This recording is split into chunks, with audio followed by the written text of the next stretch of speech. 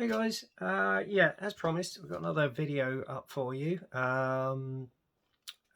This again is of a classic jet fighter, but is from a slightly earlier period than the Tornado. I would say around about 20 years earlier. It first flew in around about 1951 and shortly after that broke the sound barrier. It was powered by two Rolls-Royce Avon engines and was from the same stablemate as as the de Havilland Vampire. It was put forward for a proposal as an all-weather fighter for the RAF as well as a naval fighter, but the RAF decided in the end to basically go for the slightly cheaper variant of the Gloucester Javelin.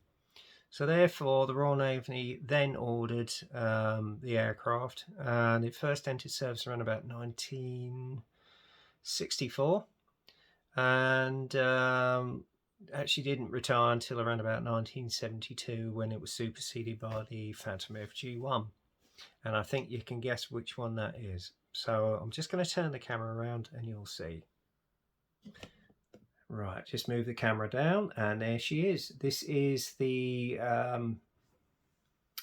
de Havilland Sea Vixen, specifically the latter mark, the FAW2. This particular version entered around, it entered service around about 1964. Sorry, I got the other previous bit wrong because I think the first aircraft entered service, the FAW1, 1962. No, it was 64, sorry. And then it superseded the FAW1, and a few of the FAW1 airframes were upgraded to this standard as well. It had slightly larger fuel tanks, slightly larger tail booms, and it had a better weapons load, i.e. the red top missiles and the old Aden cannon, which you can see is illustrated on this box art. This particular kit, I have a feeling, is actually a rebox of the old Dragon kit, because I've actually looked through it and the detail on it is really, really exquisite. So I may be wrong, I don't know. Admittedly, I've always wanted a Sea Vixen. I did build one some years ago, but it was the old Venerable Frog kit. It was okay. It surpassed as a Sea Vixen, but I think this one is slightly better. As I say, this was actually finally embarked on HMS Eagle in 1972 as the Defence White Paper of 1967 decided that there would be no more conventional aircraft carriers, and basically they would be phased out. And then obviously instead of upgrading Eagle, they decided it was too expensive, and therefore Ark Royal would be upgraded and she would be the remaining ship to solder on until around about 1980. Okay, but in fact she actually retired in 1978, and Eagle was basically used as a spare source to keep Ark Royal going, because originally it was planned that the CV-AO1 aircraft carrier would supersede them both, but because of the white paper that was then cancelled. So any fixed-winged aircraft operations would eventually go. And as we all know, they were superseded by the Invincible class carriers with the Venerable Sea Harrier. And now we've got our two big super carriers which superseded them, the Queen Elizabeth and the Prince of Wales. So yeah, there you go. Anyway, waffle done. What we're going to do is have a look at the kit itself, and just run through it generally. I myself, as I say, I got the original Frog kit. It was okay, but when I saw this, I thought I've got to have one, because I know at some point I'm going to do all the aircraft that are embarked on Ark Royal's final years, and then I thought, well, why not do one of her sister ship Eagle? And believe it or not, they do actually have 899 squadrons markings in this kit, so I'm pretty happy about that. And it will go alongside my other Buccaneer because I bought two from a stash. So there you go. Anyway, if you want to get hold of this kit, the kit number, if you look on the box here, is 03866. That's 03866. It's a skill level 4 kit. It's one of their British Legends range of kits. because it is a bit of a legend of an aircraft. And you got that beautiful box art illustration of an 890 Squadron Sea Vixen out on manoeuvres, along with its sister in the background there, as you can see, flying along the coast. And then on the side here, you've got the same box art illustration as well as the other two sides. And then on the opposite side at the back here, you've got an illustration of the actual assembled kit, which does actually look really impressive. They've actually got it, as you can see here, posed with the wing folded or with the wing out. You can do it with both folded, entirely up to you how you build it. I haven't quite made my mind up. I might display it as is indicated on here. Okay, and then obviously got a shot of all the sprues there. So, and then all your colour call outs, which you can see here. Okay, you got one big bag of sprues with 3 other bags of sprues as well inside. In fact, one of them's just fallen out, as you can see here. And then I'll go through that bit by bit. But obviously what I normally do, oh come on, don't be a pain. Let's go through the instruction sheet first. I'm just going to get the box out of the way. And as you can see here, you've got an illustration of the actual kit itself, which looks absolutely exquisite. And obviously everything's in German as well as English. And then you've got the normal bump inside with these instructions on the assembly of it, and then obviously what the various symbols mean as you're building the aircraft. Okay, and then obviously you've got your colour call outs here, which you can see, and then obviously done in revell colour range and how you mix them, etc., which you got there. And then obviously you've got a map of your sprue tree, so you can check every part is in the kit. Okay, now the first stage, as is normal with aircraft, is the assembly of the cockpit. Both obviously the Martin Baker seats go in, along with the control panel for the pilot. And then obviously you've got the fitment of the side panels, which go in as well for the navigator station, as well as the pilots and the control panels, etc. Which you can see there for the navigator station again. And then it's the fitment of the nozzles to some of the compressor blades for the exhaust system. You've got the air inlets there with the compressor blades at the back to be assembled. And then on here on the lower part of the fuselage, it's just basically telling you where to punch the holes for the weapons bays. Okay, and then you've got the fitment on the lower part of the fuselage of all the internal walls for the undercarriage bays, which you can see there. Next up, you put in the air inlets and obviously the exhaust nozzles, and then that's just telling you how they should be sitting. Okay. Then after that, you've got the fitment of the perspex for the navigator station to the side of the fuselage, of the upper part of the fuselage, or is it lower? I can't remember. And then you've got the fitment of the actual cockpit and navigator's tub, which goes in. Then obviously you seal the fuselage up with the upper spine part of the fuselage. And then you got part of the doors here for the tail hook if you want it shut during flight. And then obviously, I don't know if this is some sort of airspeed dynamo which pops out. If anybody can leave me a comment in the comments if they know more about this aircraft, I'd really love to know what that's for. Okay.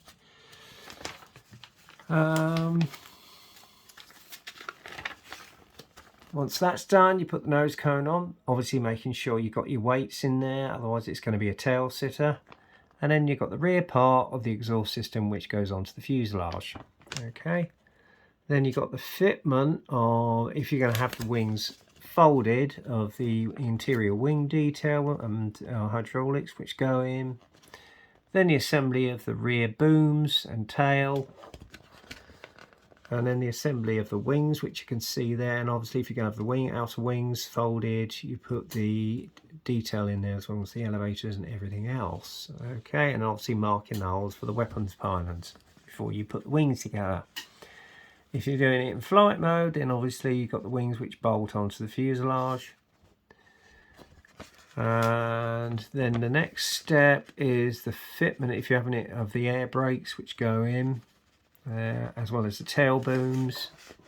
And then the upper spine of the tail booms goes on, as you can see indicated there. And then on the next page, I don't know if these are air strakes that go onto part of the underneath under braking air brake, which you can see there. And obviously if you want the air brake open, you've got the piston rod there, and you can do it in an even better open position as well.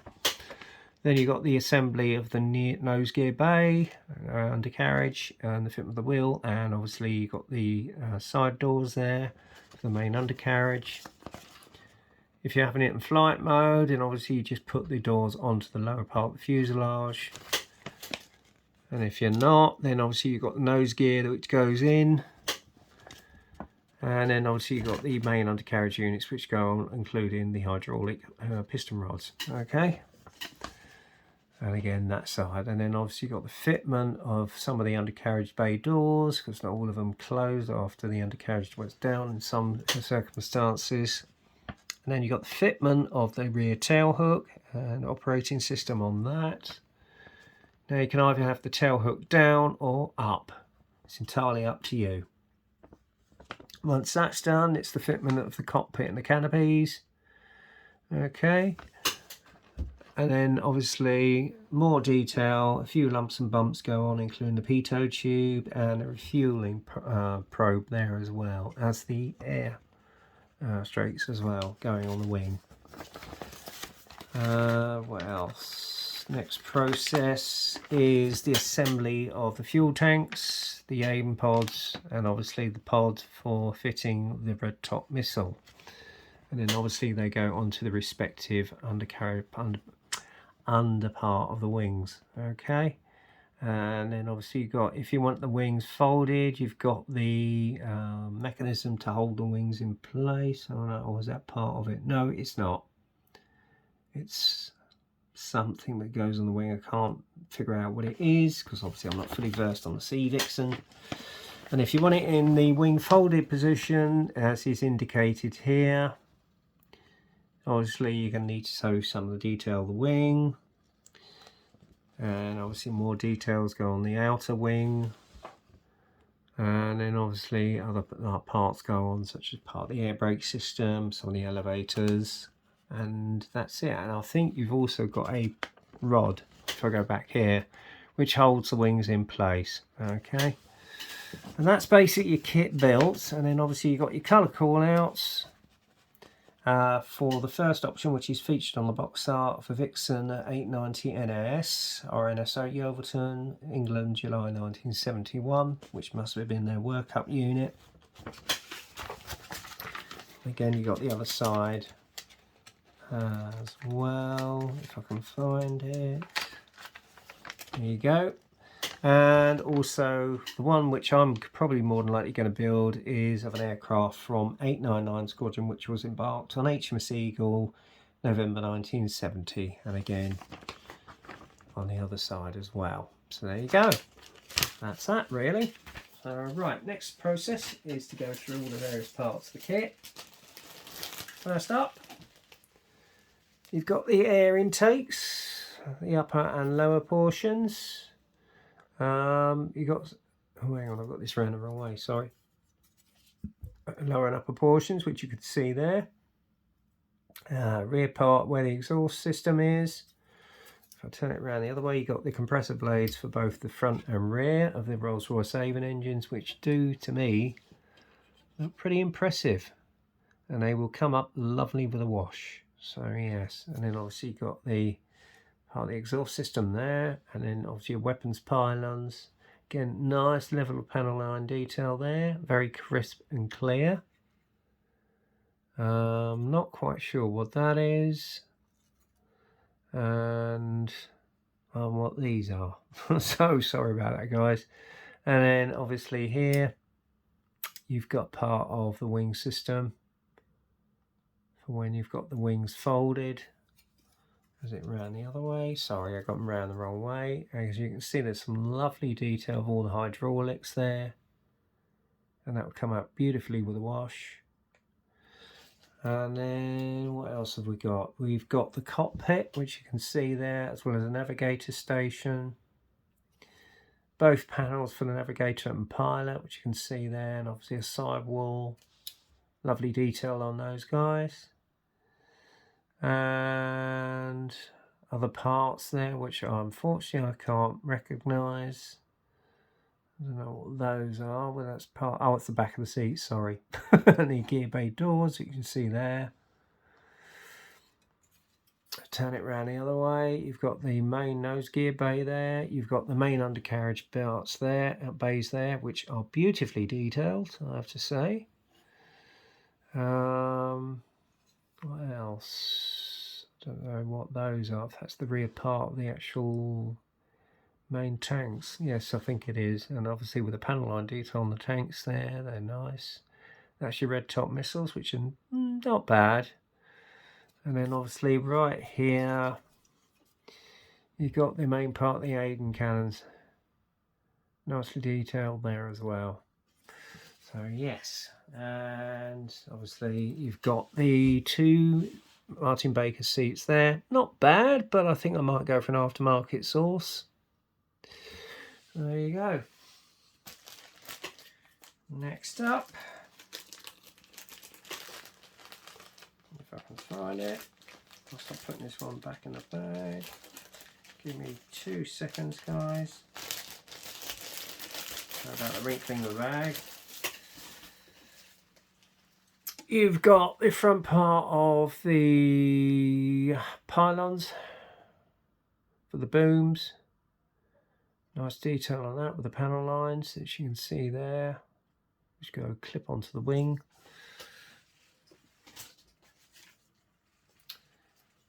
Then you've got your tyres here, which are your main wheels. I'm surprised they've not weighted those actually, but hey ho. As I say, it's probably original Dragon release, and then obviously you've got your main nose wheel there, the undercarriage units there, your refueling probe there. What else? Other parts of the undercarriage there, although I would probably detail them up with a little bit of very thin fuse wire just to add to the hydraulics. Not quite sure what these are.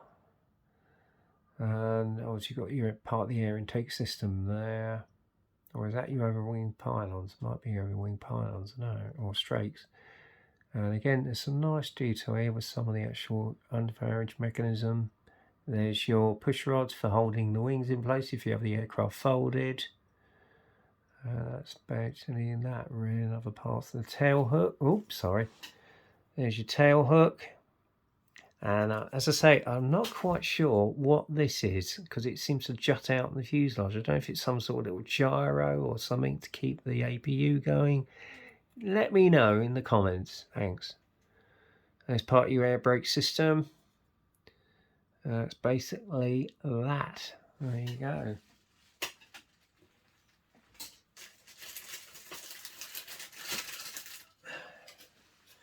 Right, you've got your lower fuselage half right here. Again, nice detail on this, guys. Look at the panel lines on that. Absolutely exquisite.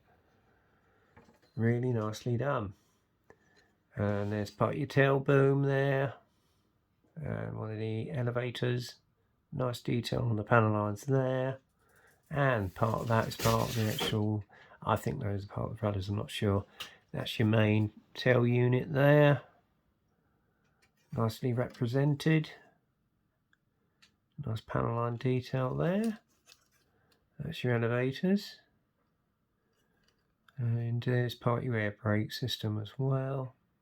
Shame you've got a dirty great big mould mark there. Well, I say the only thing I would suggest you do is just put some filler in it and just sand it. That's a bit disappointing, but hey, there you go. Then obviously you've got your main nose cone right there. So that's that.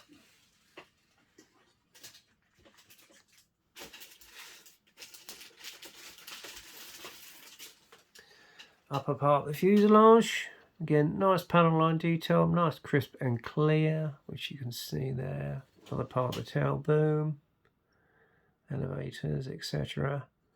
And your wing detail, that's the outer wing, nicely done. Very nicely done, nice crisp and clear. Yeah, really, really like that. It's beautifully done. So yes, and then obviously on the underside you've got part of the internal workings of the air brake system there. If I get a little bit closer to the camera, as you can see there. And there's a little bit more detail of the air brake system on the under part, the side of the upper part of the fuselage there. So yes, very nice indeed. Where did I put the clear parts? What have I done with those?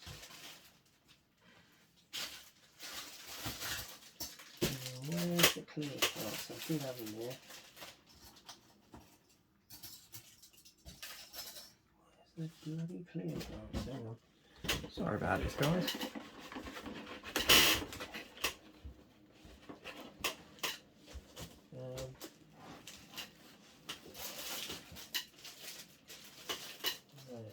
Here we go.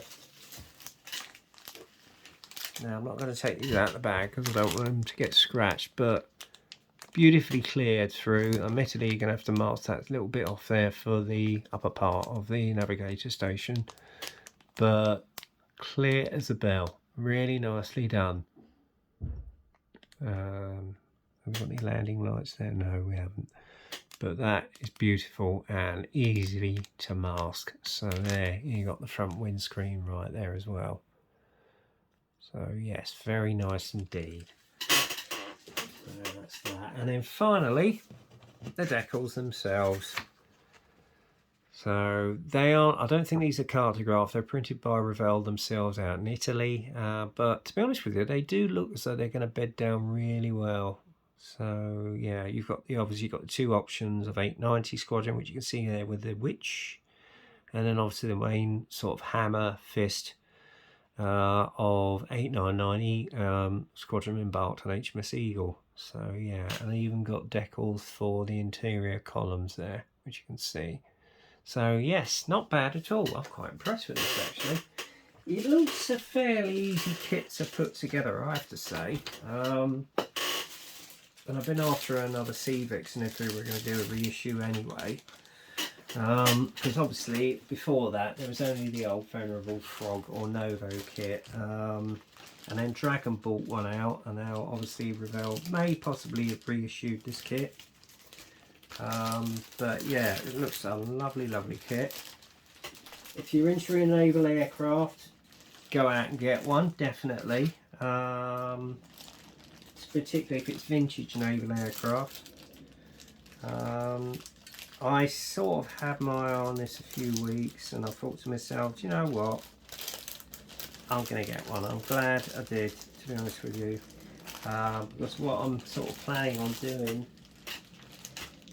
is obviously do the air group of the two Audacious class carriers, which was obviously HMS Eagle, which was the oldest sister, and then the younger one, HMS Ark Royal.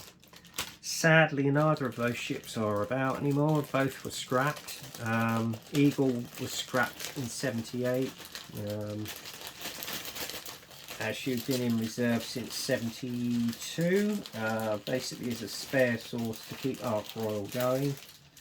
However, to be honest, when it came to the phantomisation, Eagle was far more suited for it as opposed to Ark Royal, which wasn't in such a good state. But he didn't do it because of cost grounds, which was a shame, because I think Eagle would have actually gone on till around about the early 80s as well as Ark Royal. But the government of the day decided they were going to get rid of the old conventional flat tops, and that was it. So there you go.